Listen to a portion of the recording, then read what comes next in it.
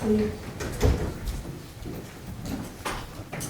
morning, please be seated.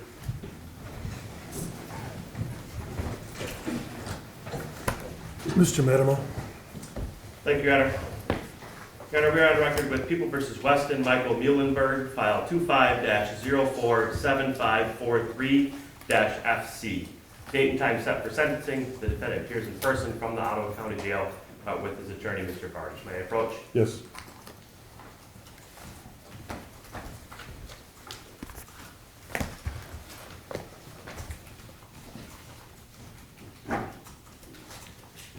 Your Honor, we have received a pre-sentence investigation report. Myself, Mr. Bardish, and Your Honor have discussed that in chambers. When turning to the SIR, Your Honor, it is my position that OB1 should be scored at 25 points as in the current PSI. OB2 should be scored at 5. Offense variable 3 should be scored at 25 points. We'll stop at that point. Mr. Bardish, OVs 1, 2, and 3, what's your position? Your Honor, we believe those recitations are correct. Okay, you may continue. Your Honor, with the court's permission, I'll skip variables that are scored at 0. Next would then be OB5, which is scored at 15 points. OB6 should score at 10 points. Mr. Bardish, OVs, I take it you have no objection to OV5, which is the psychological effect on the victim's family. You have no objection to that, correct? I have no objection to OB5, Your Honor. What about 6? Can you repeat OB6? The factor is the state of premeditation, mental state, I'll use that. No, Your Honor, no objection. All right, so just I'm going to indicate for OV6.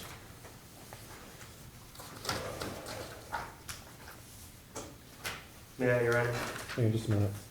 This is the offender's intent, and 10 points is scored correctly based upon, frankly, a gross negligence. You may continue. Thank you, Your Honor. Next, then, Your Honor, would be OB9. That should score at 10 points. Number of victims, Mr. Bardish? Your Honor, I apologize. I probably should have brought this up in chambers, and this is more just for to preserve the issue. I understand the court's position. We would argue that because the weapon was shot into the floor, I understand that it's based on the fact that there was two other individuals who were in the room with Westen when that weapon was shot.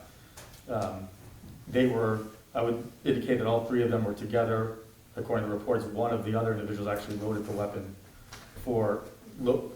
loaded the weapon based on it being from the PSI. So we'd ask that OB10 is not scored simply because I don't believe that there was danger to the other 2 individuals in the car. I'm aware of the court's position. We would just like to preserve that for any appellate issues. OB9 factual basis? Yes, Your Honor, thank you. The pre-sentence investigation report does indicate that others in the room were afraid of a ricochet. Certainly that is a very real possibility here, and I believe that again, 9 should be scored at 10 points. Multiple rounds were discharged in a dwelling, an occupied dwelling with multiple people there. 10 points is appropriate for 2 to 9 individuals who are placed in risk of harm. Next issue. Thank you, Your Honor. Skipping forward then to offense variable 12. That should be scored at 10 points, I believe. Based upon? The fact that there were 7 shots here fired, Your Honor. Each individual shot would be a criminal action. That'd be a felony for discharge of a firearm in a building? That's correct. Mr. Bardish? Your Honor, we would argue that with regards to OB12, just based on, we're not disputing that there was multiple shots, based on the nature of the weapon and how quickly they were fired in sequence, that entire sequence would be considered one sequence, not a separate sequence. And so under those circumstances, I don't believe that 10 points is appropriate. Was this an automatic weapon? I believe it was a semi-automatic weapon. I do believe it required a separate pull for each one, other than it was bang, bang, bang. Well, I'll simplify this. If 3 people were hit by 3 separate rounds, they'd be charged with 3 different crimes. So the fact that 6 rounds did not hit anybody does not mean that they were not separate criminal acts. Each one was separate. Each trigger pull was separate. There was a separate act, ergo a separate felony. 3 or more felonies within 24 hours is 10 points. Next issue. Your Honor, that is all the corrections that I have to the offense variable score. Prior record variable score would still score at 0, level A. Offense variable score then would be 100 points for level 6, making the sentencing guideline minimum range 108 to 180 months. Mr. Bardish? Your Honor, absent the objections that I've noted for the record, that is the correct scoring based on the court's rulings. Now, I believe that there was an understanding by counsel earlier in this case that the guideline cell range would be different. Is that correct? That is correct. Based on conversations with the prosecutor's office and some in court chambers, the state and the defense was under the impression that the guidelines would actually be scored at 42 to 70. All right.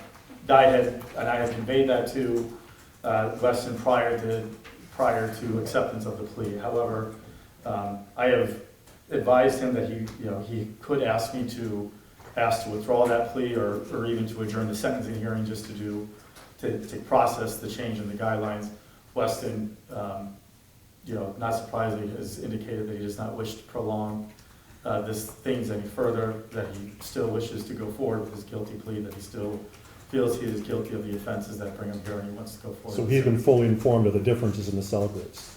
And Yes. he wishes to proceed, is that true? Yes. All right, we shall proceed. Next issue. Thank you, Your Honor. I do have Steve, the father of the deceased Connor Lonerman, who wishes to address the court regarding sentencing, as well as Ray. I don't know if the court would prefer to hear from them at this time. Absolutely. Thank you.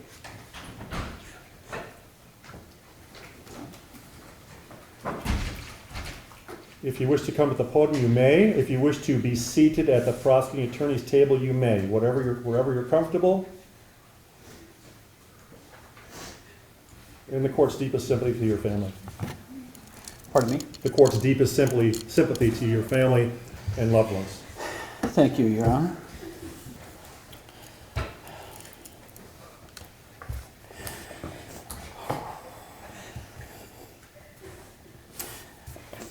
My name is Steve Lauderman. I'm Connor's father. Thank you, Your Honor, for the opportunity to address the court this morning. We've all been affected in many ways by the events of May 9. For us, Lauderman family, the news we received that night has forever changed our lives and changed who we are. Initially, we thought that we would not make a public statement, but as a family, we discussed it and decided that it was important to take this last opportunity to publicly talk about and honor Connor and to share how his death has impacted all our lives. My wife Maria and I have been married for 31 years.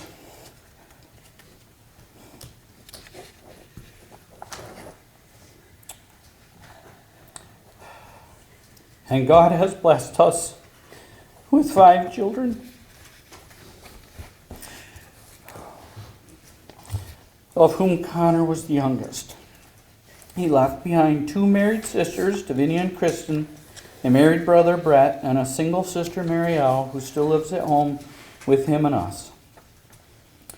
He was a cherished brother-in-law to Joel, Nate, and Sydney.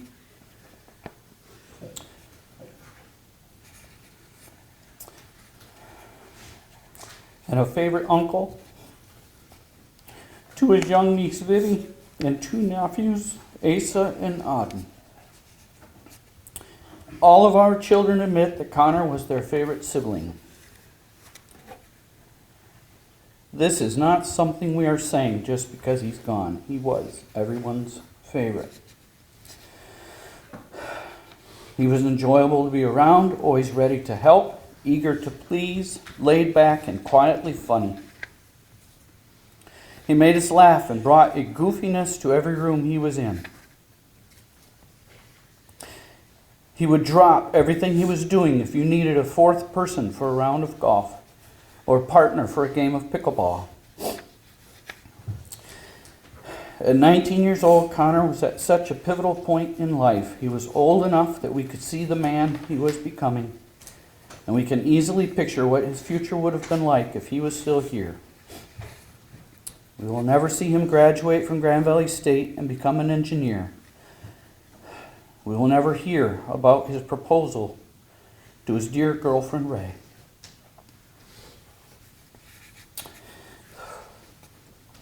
Or see her wearing the ring he had picked out only a few days before his death.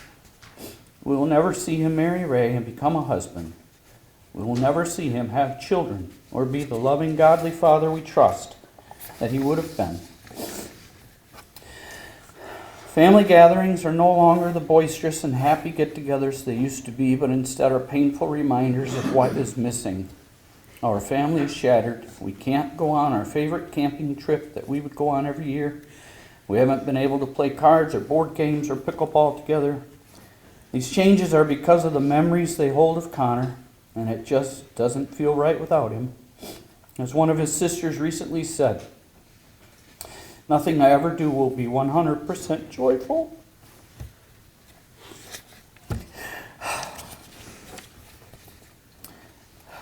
There will always be a missing piece. We are attending grief support groups in therapy and seeking medical help to cope with a new reality that has left us broken and devastated. It seems like, from an earthly point of view, it would be possible to endure missing Connor for a few months, a year or two, even 5 years. But it's the never that is so painful. Never again will he be here with us. For the rest of our lives, we must live without him. Only our own deaths will stop the pain of his death and reunite us with him. The pain, trauma, and stress we are enduring since that night are the worst we have ever known and beyond anything we could have imagined. Initially, for weeks and even months, everything is a fog. Then, as the reality of his death sinks in, there is an inability to concentrate or even at times function. We experience claustrophobia, nausea, panic attacks, and some in the family struggle to do basic things such as getting out of bed, going to work, eating, or sleeping. My wife lays awake many nights traumatized by thoughts of Connor's final moments. Did he know what happened or what hit him when he walked in the door? How long was he lying there alone before anyone found him? How severe was his pain? Did he know he was dying? Her motherly instincts regret that she couldn't be there to comfort him in his final minutes of earthly consciousness. We need and pray for much grace to leave these matters in the hands of our God. Above all these psychological and emotional trials, this tragedy has tested our faith in ways we could never have imagined. We cry out with Asaph in Psalm 77, verse 9.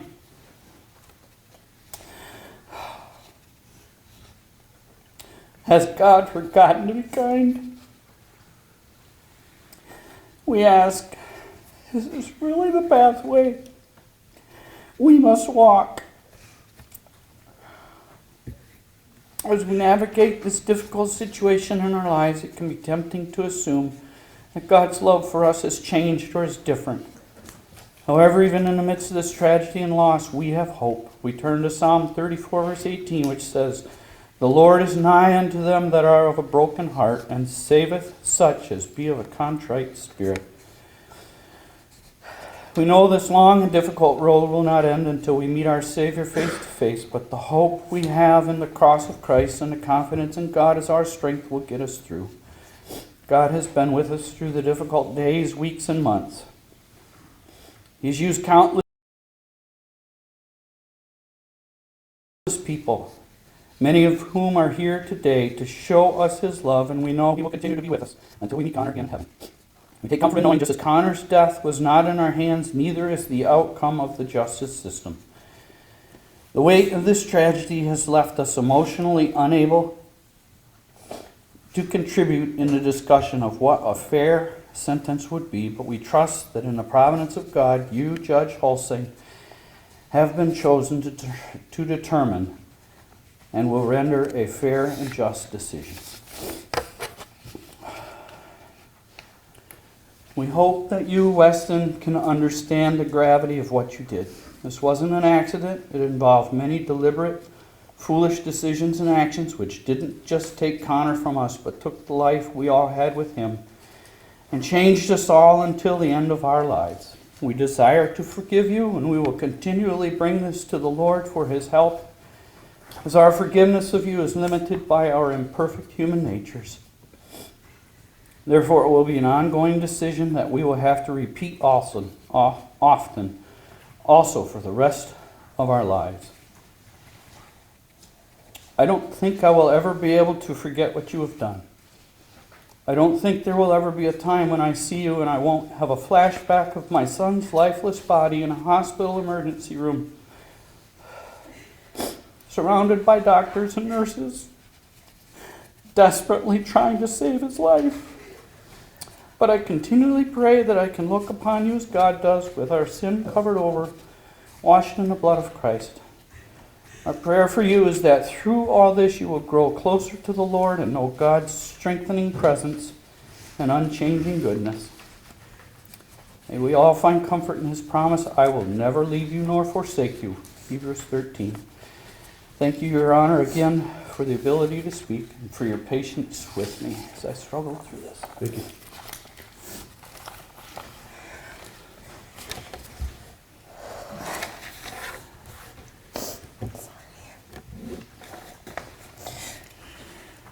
My name is Ray Brummel. I was the girlfriend of Connor Waterman. Connor and I had been dating for almost 3 years when he was killed. We were planning on getting married maybe this fall, and he even went to the ring store the day before he was shot. Connor was my best friend, favorite person, and the boy I wanted to spend the rest of my life with. Connor was one of the only people I could always count on.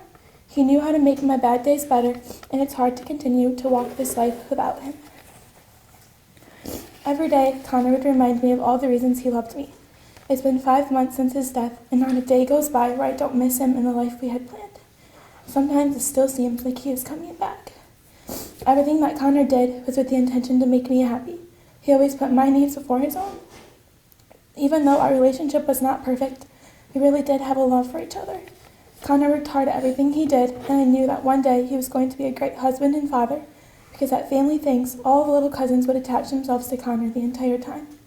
I'll never forget the love that me and Connor had. It will always be a part of me. I miss the feeling of being loved just as much. He loved me with his whole heart. This was evident by the love letters he wrote me.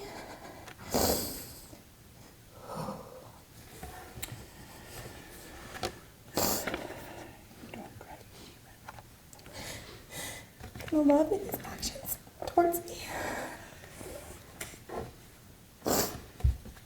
Yes, there were times where we argued, but at the end of the day,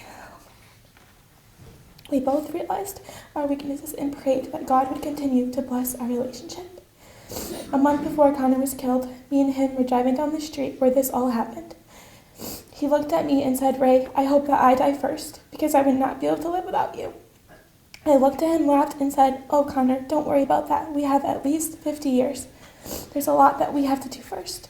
A month later, I received the call that he had been shot.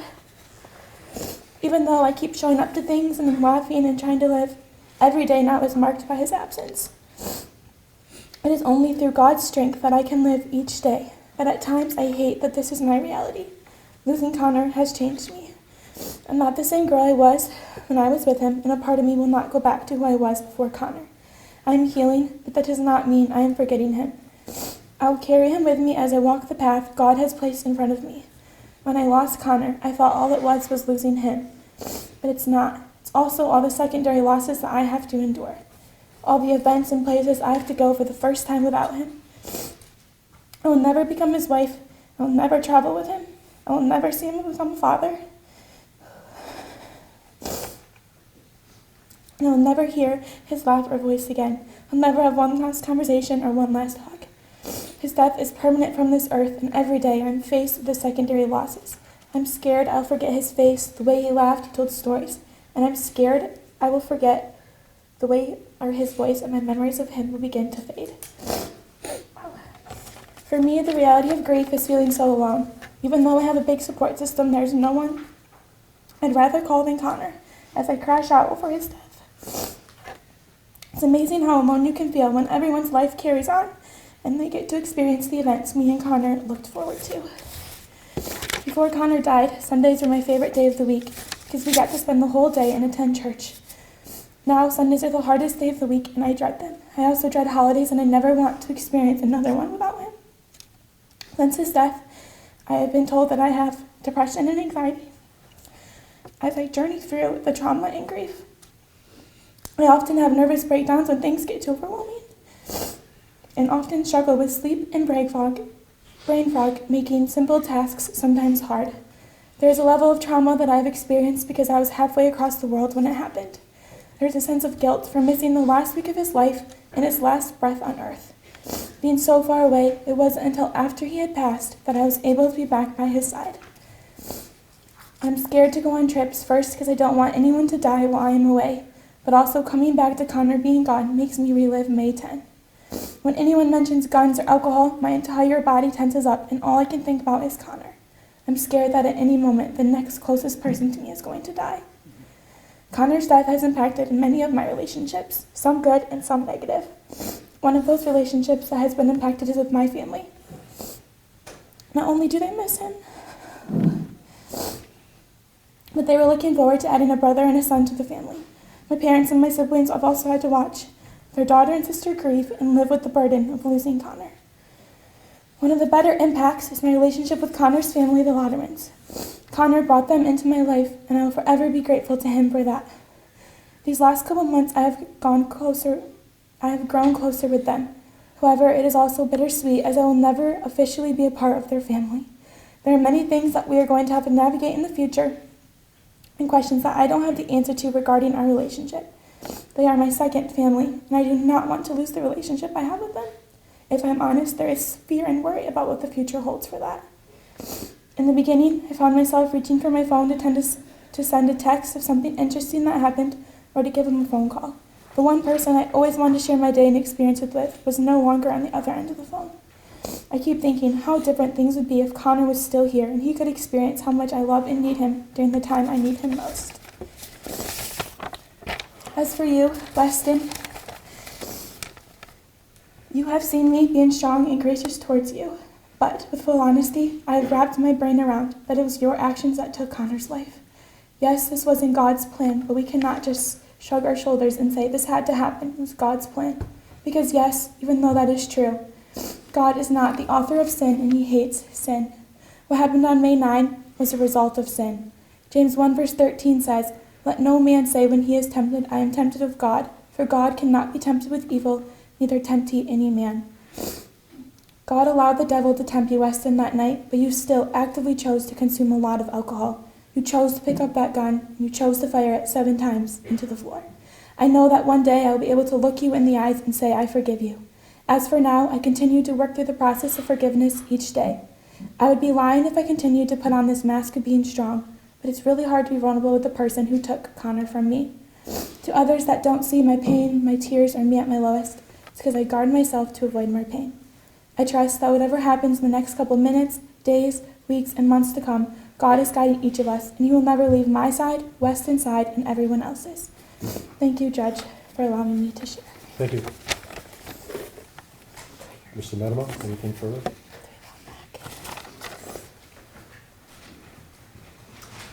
Thank you, Your Honor. There's not much, Your Honor, that I could say other than what we've heard here today. I've walked through this impossible situation with Maria and Steve, met with them on several occasions. They leave this to you, Your Honor, regarding the sentence. We've discussed several times that this was not a mistake. Well, Mr. Meulenberg did not obviously intend the consequence of this action. Certainly this was an intentional action. He put himself in the situation. He disregarded the multiple warnings and he fired not 1 time, but 7. Throughout those meetings with the Laudermans, Your Honor, I've been struck by their reasonableness, by their compassion, and by their faith that they've had walking through this. So again, they leave this to your discretion. We've discussed the changes in the guidelines, and they leave it wholly to you, Your Honor. Thank you. Thank you. Mr. Barnes, would you take your point to the podium, please? Mr. Barnes, we've gone over the guidelines. Anything in the narrative that needs to be corrected? Nothing in the narrative, Your Honor. Allocution. Thank you, Your Honor. Your Honor, this court has received our sentencing memorandum, and there's been there was legal arguments that were made in there. I trust that the court has been able to review, and I don't need to reiterate them. Is that correct? Your Honor, this is one of those cases as a defense attorney I think is probably the hardest ones that you can have. I desperately wish that I would have met Westen Meulenberg under different circumstances than I met him. He is somebody who I would be proud to call my own son. He is somebody who I would want my own son to emulate and to be friends with. I am also incredibly sad that I never got the opportunity to meet Connor Lauderman in this case. I have reviewed every letter that's been submitted on Connor's behalf, and he is clearly was a son that any parent would be proud to have, and likewise somebody who I wish my own kids would have emulated, not only been friends with, but would have emulated. And I cannot imagine the grief that the Lauderman family is going through. Learning about Connor through the victim impact letters, I had not learned anything new. And the reason I had not learned anything new was because throughout this entire process, Westen had talked nothing about Connor and nothing about Connor's parents. As a defense attorney, when you sit down and you sit down with your client, you sit down with the family members, one of the first things that any client asks is, what's going to happen to me? What am I looking at? And what I can tell you through this entire process, Westen had never once brought that question to my attention. Westen's first question to me is, I don't know if I deserve to have an attorney. I did this. I need to pay for what I did. And I need to take responsibility for it. And it struck me because Westen throughout this entire time was about, what do I do to make things right? Do I reach out? I don't want to reach out to anybody if me reaching out is going to cause pain. And I think from the get-go, what I can tell you about this young man was that this was a terribly tragic, poor, reckless decision he made. And will be the first one to tell you that. And he said that from the get-go. Westen admitted that he was the one who did it when police first contacted him. He never tried to deflect that there was anybody else who could have done this. He said it was him, and he always had asked, what's going to happen to Connor? What's going to happen to Connor? So I know that the individual you have here before you, it makes sense that Westen and Connor were friends because they were probably two of the best of youth that you could think of. And the tragedy is one is gone, and one is before you, is about to go to prison. With regards, one of the letters that struck, and Westen had asked me to brought up, is that I think there was a letter that maybe that the Laudermans had felt abandoned at some point by the church because there was a rallying around Westen and maybe not giving the proper care to the Lauderman family. And I tell you that was something that Westen, when he read that letter, crushed him. And it was ironic because during various conversations that we would have, and we would talk about the church and the elders, and his, again, number one concern is are the Laudermans okay? Is someone looking out for the Lauderman family? So I can assure you that this is a young man he's not somebody who society needs to be protected from. He's not somebody who is going to ever reoffend. He is not somebody that anybody needs to be protected from. He is a good, godly, loving, caring young man who is racked with guilt because of what he did to his friend Connor. And he has never called it an accident. He understands the difference between accident and doing something intentionally that has an unintentional consequence. And I have clients all the time say it was an accident. I've never heard him use the word accident. He's never used that word. So I don't know what to tell you is the appropriate sentence. What I can tell you is, obviously going in today, we were under the impression that the guideline range was 42 to 70. I understand the court's rulings on that. And so I guess, turns to like the federal system, which is, what is a sentence that is sufficient but not greater than necessary to accomplish those goals of what sentencing is? And I'd ask that you arrive at a sentence that is sufficient but just not greater than necessary. Again, Connor Lauderman was a wonderful kid, a wonderful young man, and I wish I would have had a chance to meet him. I'm happy I had the chance to meet Westen. I'm a better person for it. And I know I would have been a better person if I would have had a chance to meet Connor. Thank you, Your Honor. You are Westen Meulenberg. I am. Have you had an adequate opportunity to read and review the pre-sentence report? Yes. Any Yep. additions or corrections that you wish to make? No. Anything that you would like to say before sentence is imposed? Yes, please. You may proceed. I would.